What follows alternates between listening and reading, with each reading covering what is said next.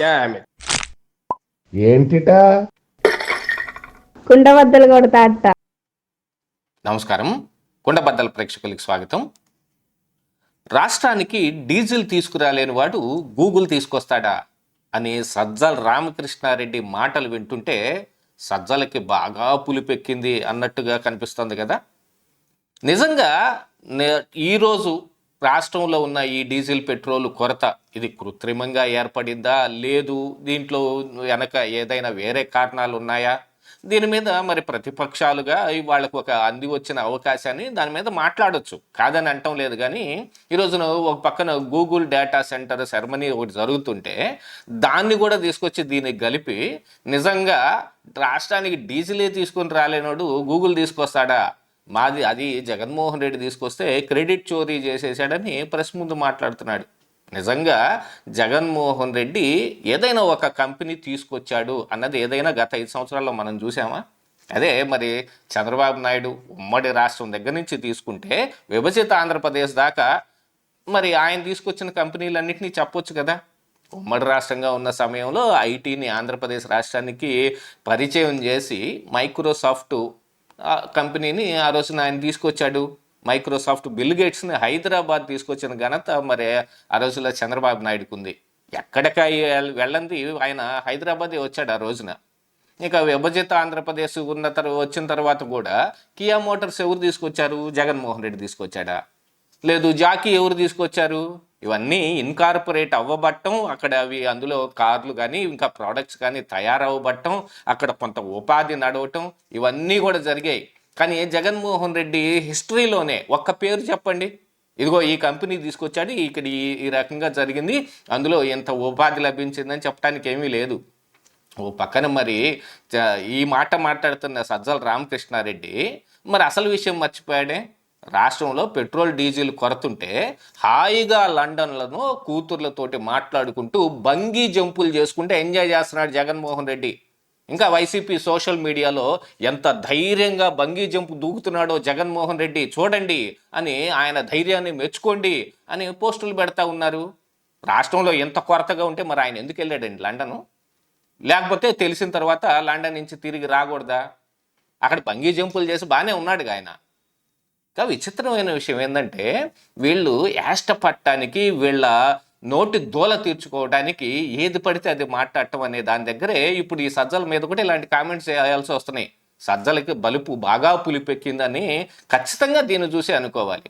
గతంలో కూడా చంద్రబాబు నాయుడిని ఉద్దేశించి వీళ్ళు అధికారంలో ఉన్న సమయంలో ఆయనకి మెగలోమేనియాక్ అనే ఒక వ్యాధి ఉంది, ఎప్పుడు తానే అధికారంలో ఉన్నట్టుగాను ఆ అధికారులందరూ తన చుట్టూతగా ఉన్నట్టుగా మీరు ఈ పని చేయండి, మీరు అది చేయండి అని హోంకరింపులు ఘెంకరింపులు చేసుకుంటా అందరి మీద అరుస్తుంటాడు అని ఒక వ్యాధిని కూడా చంద్రబాబు నాయుడుకి అంటగట్టారు. కాకపోతే తర్వాత తేలింది ఏంటి? ఆ వ్యాధి ఎవరికో కాదు, సజ్జల రామకృష్ణారెడ్డికి ఉన్నట్టుగా కనపడుతుంది. ఈరోజు గవర్నర్ పాలన ఉన్నా కూడా బాగుండేది అని చెబుతూ ఉన్న సజ్జల రామకృష్ణారెడ్డి ఏమిటి కారణం అని అంటే, ఇంకో పక్కన ఆ భార్గవ్ రెడ్డి అన్ని పోలీస్ స్టేషన్ల చుట్టూతా తిరుగుతుంటే గుండెలు లబా దెబా కొట్టుకుంటున్నాడు. ఇదేంటి, అరెస్ట్ కాకపోయినా కూడా నా కొడుకు ఉన్న అన్ని పోలీస్ స్టేషన్లు తిరగాల్సిన పరిస్థితి వచ్చి పడిందే అని ఏడుపులు ఒక పక్కన. ఇంకొక వైపున వైసీపీలో ఉన్న నాయకులే సజ్జల రామకృష్ణారెడ్డిని తిట్టకుండా తిట్టారు ఈ మావిగన్ విషయంలో. అందుకని ఆ మావిగన్తో నాకేం సంబంధం లేదు, అది జగన్మోహన్ రెడ్డి ఏది చెబితే మేము అది బయటకు చెవటం తప్ప మాకు వేరే ఇదేమీ లేదు, మా ప్రమేయం ఏమీ లేదని ఈయనే మరి మీడియా ముందు చెప్పుకోవాల్సిన పరిస్థితి వచ్చింది. ఇంకా రాష్ట్రానికి ఎంత డీజిల్ కావాలో అది కేంద్రానికి లేఖ పంపిస్తే దాని మీద కూడా విసురులు. అమరావతికే మొత్తం డీజిల్ అంతా వాడేస్తే వాళ్ళు ఎందుకు ఇస్తారు పైనుంచి డీజిలు అని చెప్పి మరొక మాట మాట్లాడుతూ ఉన్నాడు. ఇప్పుడు రాష్ట్రంలో డీజిల్ పెట్రోల్ కొరత కృత్రిమంగా ఏర్పడింది. దానికి అందరూ కలిసి కృషి చేశారు. మీడియా కావచ్చు, సోషల్ మీడియా కావచ్చు, ఈ వైసీపీ లాంటి పార్టీలు కావచ్చు, అందరూ కలిసి మరి ఇదిగో రానున్న ఒక వారంలో పెట్రోల్ రేట్లు విపరీతంగా పెరిగిపోతాయంట, డీజిల్ రేటు ఇంకా పైకి వెళ్ళిపోయిద్దంట అని చేసిన ప్రచారానికి మరి ప్రజలందరూ దానికి ప్యానిక్ అయిపోయి ఇదిగో పెట్రోల్ డీజిల్ పెరుగుతాయేమో ముందుగానే మనం కొంత కొట్టించుకొని తక్కువ ధరలోనే మనం వాడుకుంటానికి ఇది మనం ఎప్పుడు చూసేదే.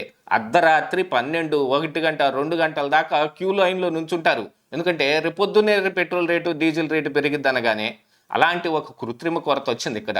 దీంతో పాటుగా యుద్ధం కారణంగా ప్రతిరోజు ఐఓసీఎల్ నుంచి కానీ, బీపీసీఎల్ నుంచి కానీ, హెచ్పిసిఎల్ నుంచి కానీ రావాల్సిన ట్యాంకర్లు ప్రతిరోజు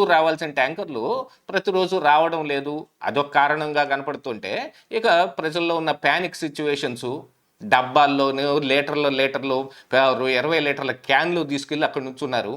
అసలు పెట్రోల్ని బండిలో తప్ప విడిగా డబ్బాలో కొట్టకూడదు అని అంటే, ఒక పక్కన మరి యువతల వ్యవసాయ పనులకు కూడా డీజిల్ అవసరమైన కారణానికి మిగతా ఈ ట్రాక్టర్ లాంటి బండ్లన్నీ నడవాలి అంటే వాళ్ళు పెద్ద పెద్ద డబ్బాల్లో కొట్టించుకోవటానికి వస్తారు.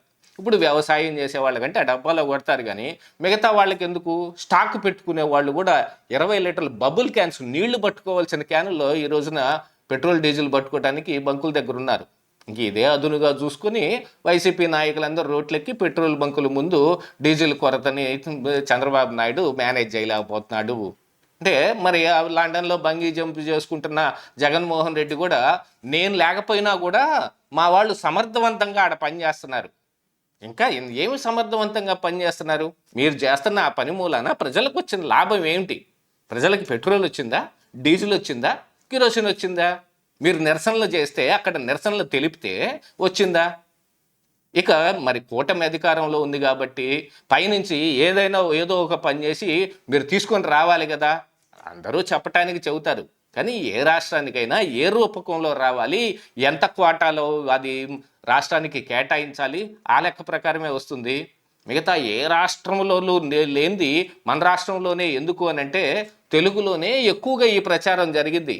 కేవలం ఆంధ్రప్రదేశ్ రాష్ట్రంలోనే కాదు, పక్కన ఉన్న తెలంగాణ, హైదరాబాద్లో కూడా బంకుల దగ్గర చాలా పెద్ద క్యూలు ఉన్నాయి. ఆ క్యూలో ఉండటం వలన ఎందుకు వచ్చింది అని ఇక ఆరాధీయటం మొదలు పెడితే తెలుగులోనే ఎక్కువ ఇలాంటి ప్రచారం జరిగింది. తెలుగు సోషల్ మీడియా కావచ్చు, తెలుగు మీడియాలో కావచ్చు. ఫస్ట్ పెట్రోల్ డీజిల్ రేట్లు పెరుగుతాయి అనే దగ్గర నుంచి మొదలు పెడితే ఇదిగో నో స్టాక్ బోర్డులు ఉంటున్నాయా అని అంటే అనే బోర్డుల దాకా విపరీతంగా ప్రచారం చేస్తే ఇక ప్రజలందరూ వెళ్ళి పెట్రోల్ బంకులు ఏ పని లేనట్టు పెట్రోల్ బంకుల దగ్గరే నుంచొని ఉంటున్నారు. దాంతో స్టాక్ లేదు అని బోర్డులు పెట్టుకోవాల్సిన పరిస్థితి వచ్చింది.